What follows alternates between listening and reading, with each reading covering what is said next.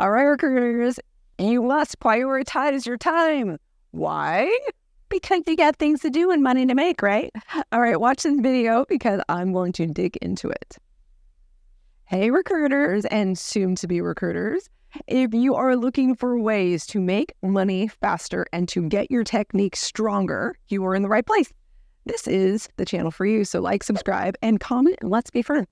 All right, so first and foremost, think about this. Write it down on a piece of paper right now, and then you can pause me and continue the video, okay? Write down which clients and candidates, write down the top 5 of them right now, okay? Who are the best? Now let's talk about the best. It's kind of in a different video, but essentially who gets back to you the most, who has the best pitch, personality-wise, where does it really fit for you? Is it hitting at home? Where's your brutal focus, okay? Now we're going to think about the other 200 probably possible clients and candidates, and we're gonna put them away, okay? And we're gonna focus on 5 on each side. Because when you focus, once you have brutal focus, you can make the highest impact. And that's what's really key. So really think about even when you're sourcing, you want to source and have brutal focus on, does this candidate on paper look like an excellent fit? If I have additional questions before I get on the phone, I'm going to ask those questions because I don't want to get on the phone with a candidate or a client that I don't actually think is going to end with a great result. Okay, so that's the true brutal focus. Another thing to do is time block. So structure your day for sourcing, outreach, follow-ups, admin work, fine, right? But you need to do what works for you. So think about this. When are you your strongest, your best? That's when you do the highest impact things. That's when you do the things that you do really, really, really well. And now you can excel. So for me, that's sourcing. Sourcing I do really, really well. So I'm going to get, obviously messages throughout the day that will kind of take me away a little bit from my time blocking. And that's fine. But I'm going to focus on that first because that for me has the highest impact because I have clients that need a hire. Then I'm going to be like, oh, wait, I also need to do biz dev because don't you ever take your foot off that pedal. Okay.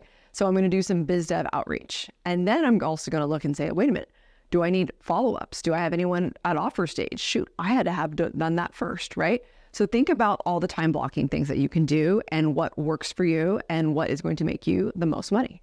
And then how you block that, again, it's up to you. But the key here is you do something for 25 to 30 minutes tops. Because after that, let's be honest, we're not doing it that well, okay? Go take a little break, go walk your dog, go play with your cat or your bunny, and then come back, okay? And you'll be re-energized and ready to rock and roll. Another thing that's really important on how to prioritize your time is focusing on productivity tools. So either the apps or scheduling, tracking metrics is really, really important. So here's what I mean by tracking metrics, and then I'll get to more productivity tools. But tracking metrics is like if you're doing an email sequence. So you want to see, when are people opening my email? And then make sure that you're focused more on, hey, if people are opening them in the morning, great. But when are they responding? So all of those things matter. Paying attention to that data is really, really strong, okay? Another tip for productivity tools could be like a Monday. Maybe that's something, it's personally not for me, I will say, but I know a lot of my team uses it, and that's what keeps them on track. For me, honestly, just notes in the iPhone really works for me because every day I look at that and I'd be like, all right, this is what I have to do. Cool. And I also set timers and reminders. Another thing is managing expectations.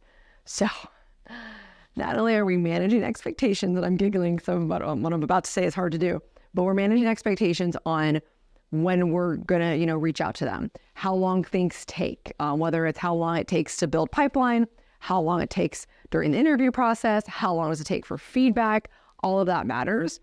But the thing that makes me giggle is setting boundaries because I know it's hard. I know we want to say yes all the time. I do it too. I'm working on this myself, right? But we have to set boundaries on how much we give to clients and candidates. Now, of course, you're saying, well, the more time I give to candidates, the better the outcome. Sometimes, but sometimes they're also taking advantage. And so here's what I'm going to tell you now. Saying no actually shows you have a boundary, you're demanding respect, and what are you also showing when you demand respect? Confidence. And confidence, it's like contagious. It's not just contagious, but it's like magnetic. And people want to be around confident individuals, which also ups your stock. Okay. Last but not least, going back to what I was saying before about the data and knowing the time around things, is thinking how I can constantly improve. Because you might be a well-oiled machine, but you also might get into this kind of like almost lackadaisical thing where you're not pushing yourself like maybe you used to when you first started. Maybe it's becoming a lot easier. So maybe you can actually make more money with less effort. Win, right? But you have to push the limit. So my last thing to you is get comfortable being uncomfortable every single day. You tell me how that plays out, okay? That's something that I've been living by. Now, I'm Brianna Rooney, the Millionaire Recruiter, and I will see you next week. Can't wait to hear these comments on how you prioritize your time. And don't forget that money is just a vessel to do all the amazing things you want to go do in life. So go live it. See you next week.